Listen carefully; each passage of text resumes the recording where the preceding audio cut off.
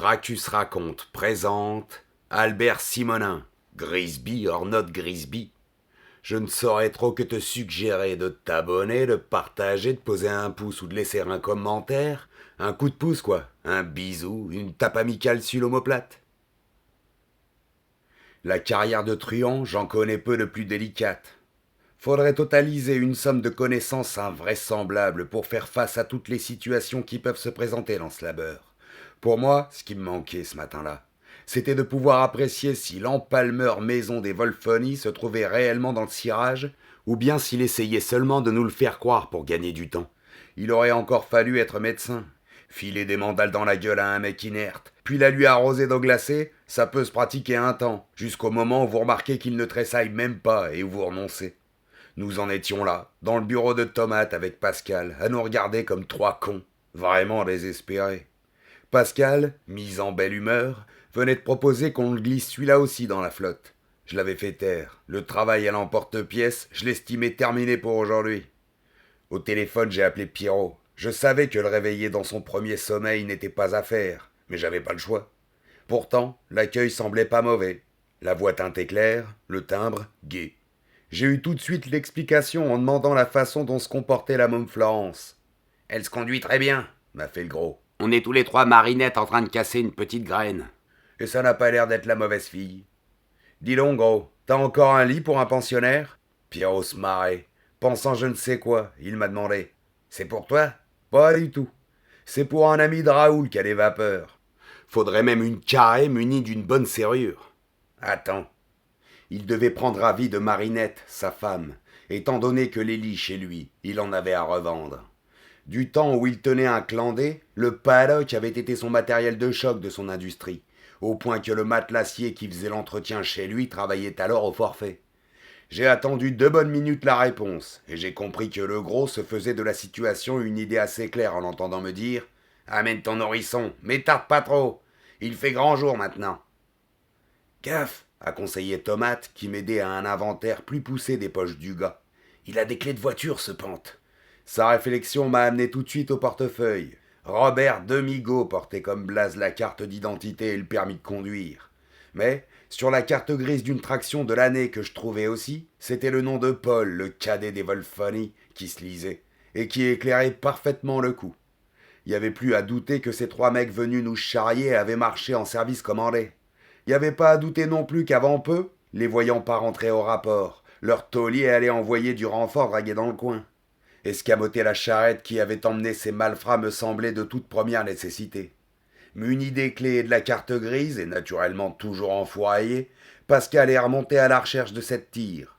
Tandis qu'on déficelait notre colis, j'ai entendu grincer la passerelle qu'on descendait, à 2 reprises. Des flambeurs se tiraient dans le petit matin. Tomate s'est éclipsé 1 minute, puis est revenu avec une boutanche à la main. La partie continue, il m'a expliqué. La première fournée d'écœurés vient de les mettre. On va être peinard pour le sortir.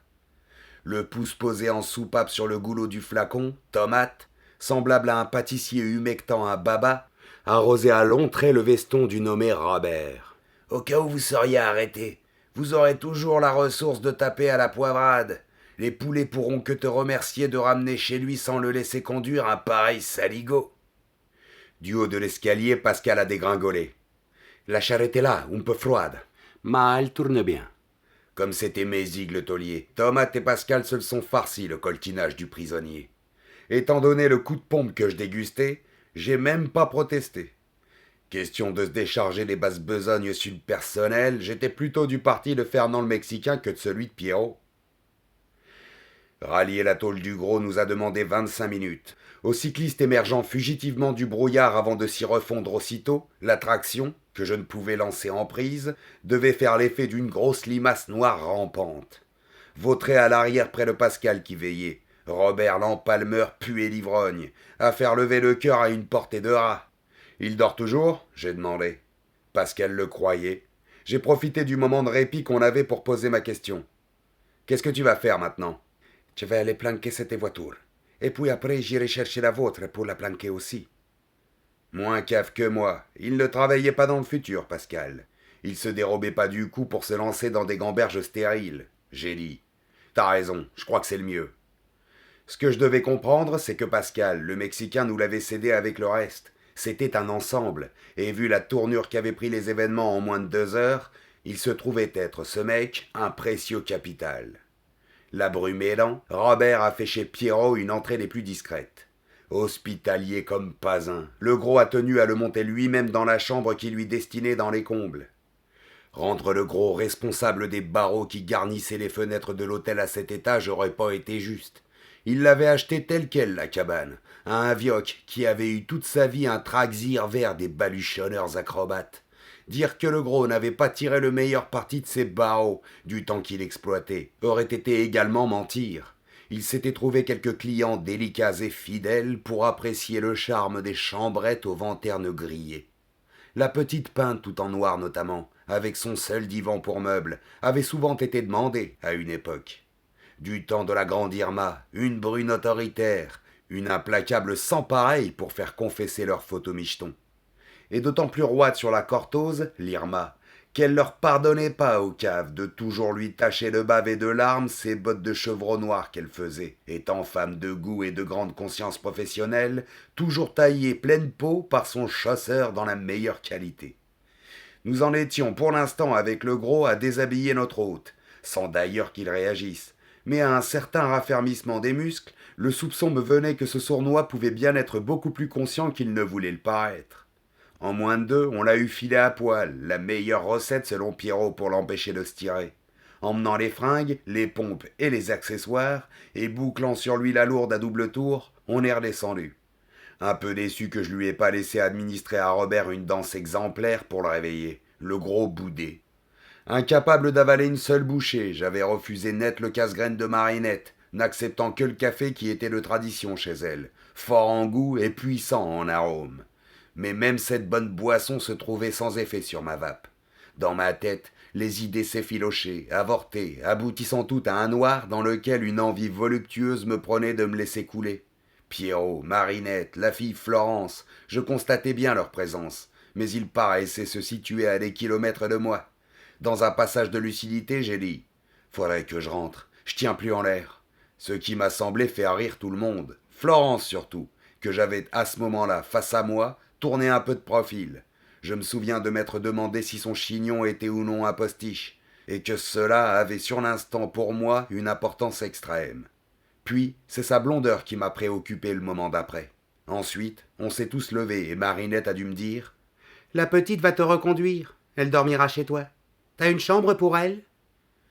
J'ai dû faire oui, et j'ai senti le gros me glisser quelque chose dans la poche du veston. J'y ai porté la main, c'était un flingue.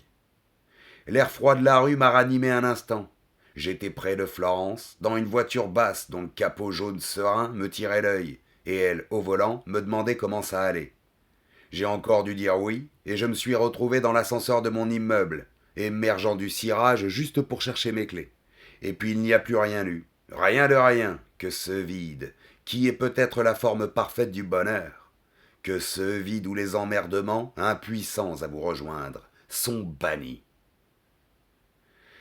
Les moments heureux ne durent jamais. J'avais pas besoin de prononcer les mots pour le comprendre. Le fait d'être réveillé par cette sonnerie du téléphone qui vibrait, insistante, m'enrivait la conviction dans le chou, et même dans tout le corps, comme cela se produit parfois lorsque le muscle se met à participer aux émotions, bonnes ou nouvelles. J'ai décroché. Pascal s'annonçait au bout du fil. J'ai déjà appelé 3 fois. J'avais le trac qu'il vous soit arrivé quelque chose. Par un réflexe stupide, j'avais allumé pour répondre. Sur la table de nuit, la pendulette marquait 11 plombes. Trop tôt ou trop tard, pour être exact. Quelle heure il est ? J'ai demandé. 6h30. Il ne pouvait s'agir que de l'après-midi. J'ai demandé encore. Et quel temps fait-il ? Les mêmes que ce matin. Plus triste encore, si possible. Il faut que je vous voie. J'ai plusieurs choses à vous dire. Mais les plus pressées, c'est à propos des voitures. Pour la noire, j'ai une offre. Dis toujours 250 tickets, cash. Donne-la. Bon. La vôtre ne sera pas prête avant 4 jours. C'est Norbert Apoutot qui s'en charge. Vous voulez que j'apporte la valise qui se trouve dans le coffre ? Oui. Tu as mon adresse ? Monsieur Pierrot me l'a donnée. Entendu, je t'attends. Troisième gauche. Demande rien au pipelet. Pascal avait coupé, sans rien dire de plus, sans rien me laisser rajouter. Et j'avais l'impression que sans avoir cherché à le faire, il venait de me donner une leçon, en toute simplicité, par sa façon si précise de s'adapter à l'événement. Et aussi, du même coup, de poser la base de nos nouveaux rapports, de taulier-employé, uniquement en me disant vous à moi, et en disant Monsieur Pierrot en parlant du gros. J'ai tourné la tête, me sentant observé. Dans une de mes robes de chambre qui lui tombait jusqu'aux pieds, mais ça y est fermement à hauteur du bréchet, la môme Florence, appuyée au montant de la porte, me regardait les bras croisés, souriante. En toute autre circonstance, j'aurais trouvé l'apparition de bon augure pour la journée qui commençait. Dans le cas présent, elle figurait seulement, cette sauterelle, un rappel insistant des conneries passées, présentes et à venir. Du coup, je lui souriais pas, moi. Elle a dû parler la première. Vous avez le sommeil dur, elle m'a fait. Le téléphone sonne presque sans interruption depuis 12h30. Et comme je ne me décidais pas à parler, elle a encore ajouté, pour me piquer sans doute, en bonne gonzesse. Vous avez ronflé. Ce qui m'a amené à répliquer, histoire d'insinuer que dans ma propre crèche, c'est encore Mézy qui lance qu'il est contre le mur. Y a rien à boire dans cette tôle? J'avais dû trouver le ton juste. Pivotant sur les talons, elle s'est tirée vers la cuisine. J'ai fait du café, je la porte, je l'ai entendu dire, en se marrant un peu. Je lui filais pas de complexe à cette môme. Dressé sur les miches, dans mon paddock, je borgnotais les alentours, détaillant le décor. Dans cet ensemble que j'aurais pu décrire les yeux fermés, quelque chose cadrait pas, sans que je parvienne à définir ce que c'était. Objet par objet, j'ai entrepris un inventaire, commençant par la pendulette. Y avait pas à l'étonner qu'elle soit arrêtée. J'avais mis les voiles 3 semaines plus tôt de cette carrée pour une petite cure de relax sur la côte. Le pas de la môme revenant de la cuisine m'a distrait. Un claquement sec des talons qui, phénomène contingent, m'a amené à jeter, dès qu'elle est entrée dans la chambre, un coup de chasse sur ses chaussures, puis, celle-ci étant masquée par le pan de la robe de chambre sur le galbe du mollet que la soie du vêtement accusait à chaque pas, en arc harmonieux, bien à l'aplomb de la chute des noix. Un spectacle a laissé personne indifférent, et moins que quiconque, le connaisseur. Le café dont elle avait parlé, c'était pas du flan. Il embaumait de première. Seulement, à son usage, elle s'était versée dans un verre grand format à un scotch pas dosé pour les butantes, à ce qui annonçait par transparence la couleur. C'est à la deuxième gorgée de café que ce qui me déprimait dans la chambre m'est apparu. Mon veston, épaulé au carré sur le dossier d'une chaise, et mon bénard plié, posé devant en travers. Ça ne pouvait être moi qui les y avais disposés. Ce genre de précaution, j'y avais même renoncé depuis des années. Je pouvais même fixer la date, lors de la première affaire sérieuse en compagnie de Charlot Langue de Velours, lorsque j'avais quitté l'hôtel de la Paix à la Chapelle, pour louer mon premier appartement. Un affreux soupçon me venait. Alors que la môme me demandait si le café était de mon goût, et assez sucré, j'ai fait « Qui m'a déshabillé? Vous ?» Elle m'a gaffé, un choix narquoise, faisant oui de la tête. J'ai pensé que vous reposeriez mieux, elle a ajouté, comme pour se justifier. Mis à part ma nourrice, ce qui remontait loin dans le temps, elle pouvait se vanter, cette greluche, d'avoir été la première à me filer à poil à si peu de frais. Le téléphone sonnant m'a empêché de l'en avertir. Me souvenant de ce qu'elle m'avait boni tout à l'heure, j'ai demandé confirmation. On a appelé souvent depuis midi? 15 ou 20 fois. J'ai renoncé à compter. Pourquoi n'avez-vous pas répondu? Son scotch sous le pif, elle me regardait, sans rire cette fois. Je ne sais rien de votre vie privée. J'ai horreur de me trouver en communication avec des femmes auprès de qui je ne peux pas justifier ma présence. Tout en décrochant, j'ai fait rancuneux, ce qui l'a amené à sourire. Vous pouviez toujours prétendre être l'infirmière. Cette fois, j'avais le gros au bout du fil, et qui entrait dans le vif du sujet. Le gon s'est réveillé, il me prévenait. Soupçonneux, j'ai demandé, insistant bien. Il s'est réveillé ou tu l'as réveillé? Pierrot se marrait, mais pas de la façon méchamment satisfaite qu'il ne pouvait s'empêcher de prendre lorsqu'il venait de correctionner quelqu'un. Rien de ce que t'imagines. Figure-toi qu'il a sonné tout seul, comme un grand, à l'heure du déjeuner. Absolument comme il aurait, à l'hôtel, appelé la femme de chambre. Alors je suis monté, tu penses? Eh bien, il est très raisonnable, ce mec, et même pas cachottier du tout. Raconte. Ça va être long. J'aimerais mieux que tu viennes. D'abord, si on le prend à la douce, ce gars-là, j'ai l'impression qu'il peut encore nous raconter pas mal de choses. Là, j'ai objecté. À toi, peut-être. Pas à moi qui lui ai fait du mal. De toute façon, m'attendez pas avant 9h. J'ai besoin de redormir un peu. Le gros, toujours réaliste, m'a encore demandé. Tu dîneras avec nous? Sûrement, ici j'ai rien. Mes deux couverts. À partir de maintenant, on ne répond plus, j'ai dit en raccrochant à la môme qui me gaffait. Subitement, j'avais plus de curiosité pour ce qui se passait à l'extérieur. Par contre, il m'en venait une dévorante au sujet de cette fille, et déclenchée, qu'on excuse ma connerie, par son chignon que j'avais pas quitté des yeux durant le temps de ma conversation avec le gros. Elle me donnait soudain, cette masse de cheveux, l'impression d'une perfection dans la teinte et dans la forme, qui me filait dans tout le corps une douceur inquiétante, prélude à je savais trop bien quoi. On a parlé tous les deux, j'ai fait. C'est bien mon avis. Elle semblait même pas remarquer que j'avais jacté plus sec. Qu'est-ce que vous avez à dire? J'ai repris en accentuant. Votre ami, monsieur Pierrot, m'a promis que vous me feriez rendre mes bijoux. J'ai accepté de vous suivre en otage pour prouver ma bonne foi dans cette affaire. J'aimerais savoir combien de temps tout cela va durer. Je me surprenais à écouter placidement cette fille revendiquer, me demandant quel effet pourrait lui faire la paire de claques que, j'en étais certain, je lui donnerais absolument pas, quoi qu'elle dise. Ses propos concernant les diams qu'on lui avait prétendument secoués, je les trouvais pas gênants, tenus ici, entre quatre yeux.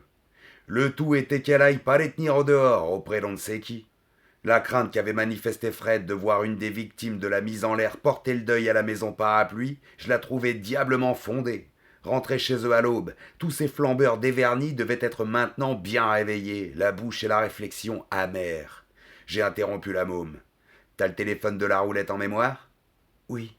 Appelle-moi Fred alors. Sans rechigner, elle a formé le numéro. Appelez Fred, je l'ai entendu demander. Elle me regardait, attendant qu'on le lui passe. Si naturel qu'un observateur la voyant agir et nous surprenant dans cette tenue aurait pu jurer que nous étions maqués depuis au moins 5 piges. Se penchant, elle m'a soudain tendu le combiné, me refilant, coïncidence ou préméditation, un jeton sublime sur la drôle perle joyeuse qu'elle portait au-dessus de l'estomac. Quoi de neuf? J'ai demandé à Fred. C'est Max. Il n'avait rien que du toc à m'annoncer. Tout d'abord, Féfé le caissier, les toubibs refusaient de se prononcer sur son compte avant 3 jours. Redoutant la fracture tocarde, il l'avait hiberné pour qu'il bouge pas d'un demi-poil dans son lit de clinique. Et de ce côté-là, on se trouvait, disait Fred, dans la main de Dieu. Pour le reste, c'était uniquement les hommes que devait venir notre salut ou notre perte. Depuis le début d'après-midi, 2 mecs et une gonzesse avaient commencé le cri au téléphone. Au cas où ils ne seraient pas indemnisés sous 24 heures, en appeler aux fins limiers des établissements Strackpince. Et tu crois qu'ils le feraient? Les braqueurs leur ont pris cher? La montre est environ 200 raids à chacun des hommes. La gonzesse se dit marron d'à peu près 2 briques au total. Bijoux et Grisby. Naturellement, elle doit exagérer.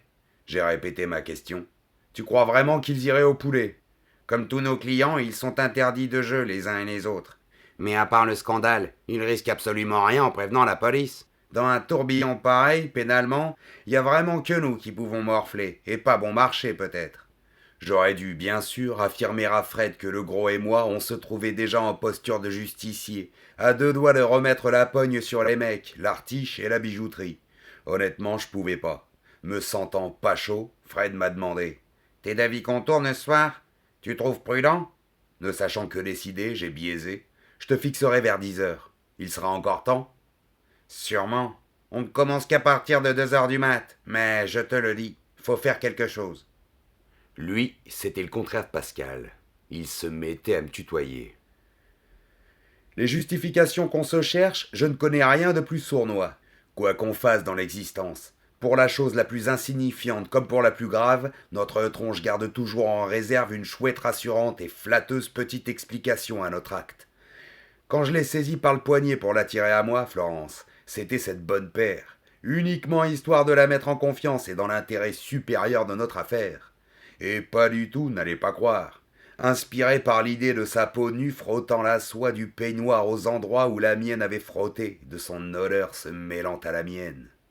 Elle est venue avec la même simplicité qu'elle mettait dans tous ses gestes, et pourquoi le taire, la même élégante efficacité. Femme de classe, quoi. Elle s'est montrée jusqu'à la limite de ce qui se peut prouver. Et puis, avec ça, pardon, Madame Jules, une nature. Je m'y suis enfin retrouvé transporté au pays des merveilles, dès que Florence a eu attaqué son parcours en petite Amazone, improvisation que le chignon rendait féerique, tout en intuition, subtilité, délicatesse, et qu'il ne pouvait évidemment pas être question de le lui demander de bisser. Je m'en remettais lentement de cet éblouissement, faisais durer le plaisir du retour à la conscience. La sonnette de la porte m'a fait sursauter. Un peu lasse sans doute, Florence a glissé sa tête de mon épaule à l'oreiller, sans même ouvrir les yeux, ignorante des salades qui pouvaient se produire. Peut-être me faisait-elle confiance, elle aussi. J'ai passé ma robe de chambre, devenue disponible. Dans le vestibule, la sonnette s'était remise à vibrer. Ce pouvait être Pascal ou quelqu'un d'autre, moins bien intentionné, si ça se trouvait. Oubliant le flingue que le gros m'avait tout à l'heure prêté, j'ai récupéré au passage dans la commode le bon Magnum qui reposait sous une pile de limaces. Une arme sérieuse, mais avec laquelle je n'avais pas eu beaucoup de chance dans le passé. Je la gardais pourtant, ne parvenant pas à m'en séparer. Qui est là j'ai demandé. Pascal s'est annoncé. Puis tandis que je débouclais les verrous, très consciencieusement poussé par Florence à notre entrée, il a ajouté « Je suis avec un parent ». En effet, un autre gars se trouvait près de lui sur le palier, silencieux, dont la ressemblance avec Pascal se remarquait dès qu'on était prévenu, à la similitude de la stature, petite mais bien proportionnée, au teint mat chez l'un et l'autre, et aussi un grand air de gentillesse qui transparaissait malgré la gravité empreinte sur leurs deux visages aux traits fins. J'ai serré la louche aux deux gars, débarrassé Pascal de ma valise, et on s'est planqué au salon où, étant donné l'heure, j'ai proposé l'apéro. On veut bien, a fait Pascal, qui visiblement prenait la parole pour son parent, lequel, malgré les 2 ou 3 années d'âge qui les séparaient, avait près de lui l'attitude d'un très jeune frère soumis à la volonté de son aîné. Pascal a expliqué. C'est Tonio, l'aîné des fils du frère de mon père. Ricard, Cinzano, whisky. J'apportais un petit assortiment pour la gorge. Sur la table, devant Pascal, une liasse de talbin avait surgi. J'ai dû l'écarter pour poser le plateau. L'argent de la voiture, m'a signalé Pascal. Les 2 cousins marchaient au pastis. J'en ai tâté aussi, d'un léger. Et c'est seulement lorsque les verres ont été emplis, bien embués par les glaçons, et qu'on a eu siroté la première gorgée après avoir fait teinter les verres en trinquant, que Pascal s'est mis à table, commençant par dire Je suis très embêté. Vu l'embarras qu'il était impossible de ne pas remarquer sur sa frime, ça me semblait l'annonce superflue. Je dois vous quitter, il a lâché d'un trait. Cette phrase avait dû lui coûter à prononcer, mais malgré sa gêne évidente, j'avais besoin de savoir pourquoi ce mec pas impressionnable, je m'en étais rendu compte, déclarait forfait brutalement en plein parcours, attitude qui me semblait peu conforme à son caractère. Explique-moi pourquoi, j'ai fait. Il regardait son cousin et son cousin le regardait. J'ai pensé à ce moment qu'il me l'avait sans doute amené pour lui succéder. Illusion que je n'ai pas pu garder. Il s'est expliqué comme je lui demandais. Quand Tonio est monté ici, il y a 5 ans, mon oncle me l'a confié, comme ça se fait toujours dans nos familles. Et jusqu'à cette nuit, tout a bien été. Et qu'est-ce qui ne va plus depuis cette nuit? Depuis cette nuit, on est contre les Volfoni. Et Tonio est première gâchette chez eux depuis des ans. Vous comprenez? Ils me gaffaient tous les deux, gentiment, avec une franchise émouvante, en vrais hommes de cœur qui demandent qu'on comprenne leurs scrupules. Pascal a ajouté. Je ne peux pas risquer de tuer un homme de mon sang.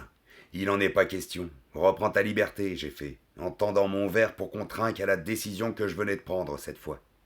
On l'a fait, et Pascal, qui décidément gambergeait plus que je ne l'aurais cru, a encore expliqué. Comme je ne veux pas non plus que quelqu'un de chez vous risque de les toucher, ce qui me forcerait à intervenir, je lui ai fait quitter son emploi. Depuis 1 heure, il n'est plus chez Volfoni. Pour la première fois depuis qu'il était entré, Tonio a ouvert la bouche, et j'aurais pu croire à quelques nuances près, si je n'avais vu ses lèvres articuler les mots, que c'était Pascal qui continuait à jacter, tant leur accent chantant se confondait. La situation est pas tenable, messieurs, il m'a expliqué. Cette nuit, quand j'ai dû seringuer votre voiture, comme j'avais vu Pascal monter au démarrage, j'ai tiré bas, naturellement. Eh bien, croyez-moi, messieurs, c'est la première fois que ça m'arrive. Et ça, en quelque sorte, c'est pas honnête. Je lui devais pas mal de reconnaissance à Pascal en comptant rien que ça. Et je comprenais maintenant que mon pot invraisemblable de cette nuit n'était pas l'effet d'une maladresse d'un flingueur foireux. On a repris un godet en se marrant de l'issue heureuse de tout ça. Et j'ai demandé à Pascal qui y casquait habituellement. C'était Henri qui se chargeait de cette caisse d'appointements spéciaux. Je suis passé dans la chambre l'appeler au Campico. Florence, qui avait le sommeil léger, a ouvert les yeux pour me sourire au premier retour du cadran que j'actionnais. J'ai tout de suite eu Henri. Faut que je te voie, a été sa première parole. On a des tas de choses à régler. Je passerai ce soir. Je sais pas l'heure. En attendant, je t'envoie Pascal qu'il faut payer. Il nous quitte. Je m'en doutais. Henri, qui connaissait le pédigré du tout Montmartre, avait déjà dû y gamberger au cas de conscience de ces deux mecs. Il a ajouté: Le Mexicain l'aimait beaucoup, Pascal. Il l'aurait sûrement approuvé. Je lui paie des indemnités. 6 mois, si t'es d'avis. Fernand l'aurait sûrement fait. Casque-lui une pige, j'ai décidé. Rien que cette nuit, il l'a bien gagné. Sous la douche, je faisais le point. Pascal et Tonio venaient de me quitter. On s'était bien cordialement serré la main sur le palier, puis leurs silhouettes presque jumelles, un peu frêles mais bien épaulées, s'effaçant soudainement au premier coup de l'escalier, une oppressante sensation de solitude m'avait aussi sec envahi. Après la régularité dont il venait de faire preuve, demander à Tonio de combien d'hommes disposaient encore les Volfoni était pas possible. Ma question aurait été d'une grossièreté horrible, et serait de toute façon certainement restée sans réponse. J'en étais réduit aux hypothèses. Les 3 truands qui avaient mis en l'air la roulette, plus le conducteur de l'attraction, en admettant que Tonio n'ait pas été doublé d'un second tireur lors de l'expédition, ça faisait toujours 4 fiats dont ni Pierrot ni moi ne connaissions les dégaines. Je pensais Pierrot et moi, sachant ne pouvoir disposer de personne d'autre. Henri, c'était l'homme sûr, mais trop précieux dans son rade pour qu'on risque de le faire ébouser. Au cas même, pas certain du tout, où il aurait consenti à en prendre le risque. Les 2 équipiers de Robert que Pascal avait fait glisser à la patrouille, je croyais pouvoir les compter sortis du bal. Ça m'a remis ce brouillard, que je trouvais maintenant providentiel, en tête. Tout en m'essuyant, j'ai été jusqu'à la fenêtre du salon. Vu par ce temps, la lanterne du lampadaire qui habituellement illuminait cette pièce de façon parfois même à gêner, apparaissait dans un halo gris-vert, pas plus visible qu'une petite flamme de veilleuse à l'huile. Elle donnait, cette glu tenace, l'impression de devoir ne jamais se lever du sol. Dans la chambre, j'entendais Florence remuer, aller et venir comme chez elle, avec une mauvaise foi qui me surprenait par instant, puis qu'à l'autre je travestissais en logique. Je me suis mis à en vouloir à cette fille, de la facilité avec laquelle elle m'avait enveloppé. À 50 berges passées, je trouvais humiliant qu'une sauterelle se permette, à la faveur d'un parcours de jumping intime, particulièrement enlevé, j'accorde, de modifier aussi radicalement nos rapports. Elle m'est apparue dans l'embrasure de la porte, et ma laide ingratitude a cédé devant la perfection du spectacle qu'elle m'offrait. Le bras appuyé en chambranle, Florence me regardait, et ce bras ployé, seul morceau de chair nue émergeant de la manche du peignoir qu'elle avait réussi à dégauchir, était comme une amorce pour l'œil qui devait, bon gré mal gré, suivre, filer le train, passer de la ligne des épaules à celle des hanches, pour chuter sur les cannes, posées inégalement, non jointes, en porte-à-faux, mais plus génialement encore qu'on le voit faire au mannequin dans Elle, avec aussi un chouïa de rappel des gonzesses qui bagotent de biais dans les fresques égyptiennes, et puis encore, référence personnelle, un petit quelque chose d'une certaine Madame Léon, une gentille femme de ménage qu'un de mes potes d'école m'avait fait connaître vers nos 16 ans et qui était la maligne, parvenue à une telle perfection technique dans l'exposition qu'elle voyait jamais arriver le péril en face, mais toujours seulement au moment du rinçage de la serpillière dans le seau, sur lequel elle devait, fatal, s'arc-bouter solidement, tant les hommages qui lui venaient étaient roides et sincères. Je pourrais prendre un bain demandait Florence. T'es chez toi ici je me suis entendu dire. Florence avait raison. Étant donné l'heure où le braquage avait eu lieu à la roulette, la robe qu'elle portait à ce moment-là et qu'elle venait de se glisser sur les endosses faisait un peu prétentieux pour dîner chez Pierrot, tout comme sa cape de vison. Seulement, passer chez elle changer de fringue l'excitait pas fort. Sa confiance en nous pour lui faire rendre son petit bien semblait authentique, et son trac de se faire regrouper par les sales mecs qui l'avaient mise dans ce bain semblait sincère. Par moments, l'intention me venait de lui demander comment et où une aussi gentille môme qu'elle avait pu connaître de tels malfrats. Mais en y réfléchissant bien, pour que le gros, ce matin, m'ait remis complètement à la merci de cette fille dont on aurait normalement dû se méfier, il fallait qu'il l'ait fait jacter, et même qu'elle l'ait convaincu de son innocence. Cependant, l'heure tournait. Il fallait décider. On avait rencard à 9 plombes chez le gros. Il en était 8. Prenons le risque, j'ai dit. Je t'accompagne à ta tôle pour le cas où il y aurait du contrequart. Tu changes de fringue et on reste pas plus que le temps nécessaire. On s'est tiré. Prévoyant quelques allers-retours dans la nuit froide, j'avais passé un lardeus, un poil de chameau assez vague sous lequel le magnum faisait pas trop la grosse bosse indiscrète. Drivée de première par la môme, la Simca pétait le feu. À peine le temps de réchauffer le moulin, et on s'est trouvé devant sa crèche, pas distante d'ailleurs de plus de 10 minutes de la mienne. C'était bon genre comme immeuble, du bâti solide de la fin du siècle dernier, avec tapisserie au long des murs de l'escalier et ascenseur hydraulique qui fait pchit. Une tôle que les Condés ne devaient pratiquement jamais visiter, et où la pipelette, influencée par le genre distingué des locataires, avait pris ce qu'elle en avait pu assimiler. En retrait de quelques pas, discrètement, comme Florence m'avait demandé de le faire, je l'ai entendu expliquer. Un monsieur est venu vous demander, vers 3 heures et vers 7 heures. Il est monté les 2 fois, et semblait très déçu. Puis, plus bas, sans doute parce qu'elle avait la môme à la bonne. Il a dû vous attendre dehors un bon moment. Je l'ai encore aperçu en allant chercher mon journal du soir. Elle paraissait toute remuée, la bignole, de cet intermède excitant, ce qui me prouvait déjà que Florence recevait peu. Attendez, un peu épaissie par la vie sédentaire de la loge, mais encore gironde dans le genre robuste tringleuse. Je l'ai vue passer devant moi, puis sur le pas de la porte, borgnotée, mine de rien à droite à gauche, l'air de celle qui vient vérifier si la météo déconnerait pas par hasard. Il est encore là, à sa façon de lancer le van jusqu'à ma hauteur, pour bien marquer à Florence qu'elle comprenait parfaitement les complications sentimentales, et compatissait même. J'ai senti qu'on avait là une vraie alliée. De ce balcon, même en écarquillant les yeux, distinguer les faits et gestes des gens qui s'agitaient 5 étages plus bas, c'était coton. Un peu moins dense que dans mon coin, le brouillard reposait quand même à cette distance un écran assez opaque pour qu'on n'y voie que dalle. Il a fallu, pour que je le repère enfin, le petit obstiné, qu'il abandonne l'arbre qui me le masquait, pour venir rôler autour de la Simca de la môme. D'ici, je pouvais apprécier ni sa carrure ni sa taille, mais il me paraissait pas autrement redoutable. Restait qu'il soit seul, et qu'un équipier ne l'attende pas dans une tire à proximité, capable de venir sans préavis à la rescousse. J'ai bien situé l'arbre où il se planquait, le 6e à compter de la grille de la maison, et je suis entré au tiède. Docile à mes suggestions, Florence n'avait éclairé aucune pièce. C'est d'abord à tâtons que je suis parti à sa recherche. Puis, entendant sa voix, j'ai marché au son. Oui, oui. Continuez. Oui. Bien. Elle disait rien de plus au téléphone. J'ai stoppé un moment, près de la porte de ce qui devait être sa chambre, écoutant. C'est tout? Elle a demandé. Ça m'éclairait pas l'air sur ce qui pouvait lui parler. Je l'ai encore entendu dire merci, très gentiment, puis raccrocher. T'es là? J'ai fait pour masquer mon indiscrétion. Je suis perdu dans ce noir. Par la main, elle est venue me prendre et m'a mené jusqu'à la salle de bain.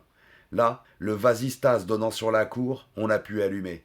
Ton visiteur se décourage pas, je l'ai prévenu. On va pas le faire attendre. Fringue-toi, fissa. Tu crois qu'il est envoyé par les autres? Je vais toujours lui demander, si tu permets. J'avais beau dire ça à la rigolade, Florence me gaffait, sérieuse, comprenant pas trop bien la réticence. Si je permets, qu'est-ce que tu imagines? Que je connais ce type? J'imagine rien. Je veux seulement ne pas commettre d'impair. De ce moment, on s'est plus rien dit. Pas davantage à l'instant où elle s'est retrouvée à l'oualpé intégral, pourtant tout indiqué pour les compliments, qu'à celui où elle a passé sur son tailleur très choucard un manteau d'astrakhan qui était, je dois le dire, pas cochon non plus. On a enquillé l'escalier, en silence. Qu'elle ait pas daigné me dire à qui elle venait de téléphoner, me mettait en Renault, et de ce Renault en est un second, plus affreusement ravageur encore, au triste spectacle de Mésie glissant vers une cavillonnerie incurable. Pour éviter l'affiche, j'avais pris un peu d'avance sous le porche, disant seulement à Florence « Mets ton moulin en marche et dégage-toi, prête à foncer !» Il avait du mal à me photographier à l'arrivée, le julot. Ou peut-être n'avait-il de consigne que concernant la môme. J'ai pu marcher vers lui sans qu'il bouge, jusqu'à 3 mètres, jusqu'au moment très exact où il s'est détronché tout naturellement pour se diriger, caïd en diable et tranquille comme Baptiste, vers Florence qui venait d'atteindre sa portière. Simultanément, un taxi, bien reconnaissable à ses lanternes, a décollé du trottoir, à 10 mètres de là, et longeant à contresens la file de voitures en stationnement, s'est avancé, avec l'innocence de la voiture de place manœuvrant pour épargner à un client l'hasardeuse traversée de la rue. Un mot, bonhomme? Il aimait pas mon apostrophe, ce rouleur de mécanique, et déviait franchement sur moi. 1,80 m sous la toise et 180 livres au moins sur la bascule, le visage méchant pour tout arranger, comme un qu'on dérange et qui de coutume le tolère pas. Et léger à l'écart avec ça, fan de pute. Ma détente pour le crochet le premier est passée dans le vide, me propulsant en avant de 2 mètres. Le temps de freiner du pied, puis de faire face. Et la première pêche m'est arrivée au coffret, un peu amorti par mon retrait instinctif du buffet, mais bien appuyé quand même en remontant, comme à la salle. Je tombais sur le client pas commode, le dangereux, surtout à distance, vu ces brandillons de gorille dont une seule pastille, si elle portait, devait faire très mal. Ayant deviné ça, je gardais désespérément le contact, plaçant un petit coup de melon pas heureux, une manchette qui a touché à fin de course, de la broutille piteuse, qui me faisait surtout l'effet de l'émoustiller, ces zigues. Lui, par contre, ne me faisait pas de fleurs, qu'on me croit, me martelant les côtelettes par l'extérieur, en crochet court, dont chacun semblait me vider la caisse de quelques litres d'air, il m'a obligé à reculer jusqu'à ce que l'arbre, bien logé dans mon dos au creux des omoplates, m'arrête net. On ne saura jamais jusqu'où le cinéma pousse ses ravages dans les esprits simplés. Ce frappeur qui m'avait à la pogne, c'est une coquetterie de sportif qui l'a perdu. L'ayant sans doute vu faire aux actualités du championnat du monde à un biscotto du noble art, il a marqué un temps pour ajuster sa droite ravageuse, sautillant sur place, et tâtant de son gros pouce spatulé l'aile de son nez, dont une narine expirait fort. Image vivante et parfaite du battant se ruant, en gros plan, au finish. Sa vision d'art s'est bornée là. À rebours au-dessus de ma tête, levant les bras vite, j'ai réussi à ceinturer l'arbre. De bon cœur, avec quelque force que m'avait laissé ce brutal, mes 2 pieds joints sont partis en catapulte à la vitesse du son. Du côté de sa mâchoire, vers la tâche, quelque chose a craqué à l'instant de l'impact, quelque chose que j'ai ressenti joyeusement dans les jambes. Puis, sans le temps mort pour amorcer sa chute à la rupture d'équilibre qu'on aurait pu attendre d'un corps si volumineux, il est parti à l'âme, d'un bloc, comme attiré par la terre. L'instant d'après, je faisais vinaigre à rallier la Simca. Là aussi, j'avais des choses à régler. M'apercevant, Florence avait allumé ses phares pour éclairer, c'est le mot, la situation. Prévenant toute velléité de manœuvre, le chauffeur du bahut, qui me paraissait être drôlement à la tierce lui aussi, venait de coller facétieusement son pare-choc à celui de la Simca. La porte arrière de sa charrette ouverte, il attendait, sans doute, que son pote vienne y faire grimper Florence. Facétieux pour facétieux, je lui ai demandé s'il était libre. Puis, ayant pas de temps à gaspiller, j'ai ouvert sa portière et je l'ai agriché à la cravate, tirant à moi d'un coup sec. Il venait pas pour autant, la fiotte, résistant, le bras passé dans son volant, comme un morpion qui décolle pas son poil. D'ici que quelqu'un croit que j'étais en train de le soulager de sa recette, il y avait pas loin. Dans l'arme à barillet. L'avantage, c'est que vous pouvez absolument sans danger la manier par le canon. C'est par là que j'ai saisi le magnum, et en 2 caresses convaincantes de la crosse, administrées derrière les oreilles, endormi ce têtu. Libérant la vitesse que cette cloche avait engagée, j'ai repoussé la tire en arrière, à l'épaule, libérant le passage, tandis que Florence, accélérant, décollait lentement la Simca du trottoir. C'était Gracchus raconte, lisant du Simonin. Merci pour l'écoute et à la semaine prochaine pour le chapitre 4. Ciao!